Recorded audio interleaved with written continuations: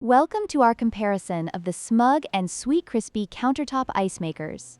If you're in the market for a portable ice machine, you've come to the right place. Both of these models offer impressive features, including the ability to produce ice in just 6 minutes and a self-cleaning function for easy maintenance. In this video, we'll explore their specifications, compare their performance, and help you determine which one is the best fit for your kitchen or outdoor gatherings. Let's get started.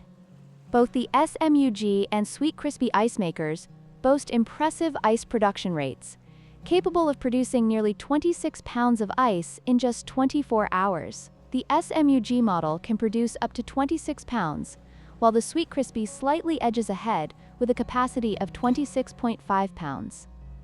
This means that for those hosting larger gatherings or needing ice for parties, both machines will serve you well, but the Sweetcrispy has a slight advantage.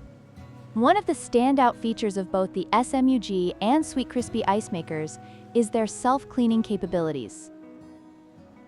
The SMUG model features an auto-cleaning function that simplifies maintenance, while the Sweetcrispy also offers a self-cleaning option. This means that both machines are designed to keep your ice-making experience hassle-free, allowing you to enjoy fresh ice without the worry of constant upkeep.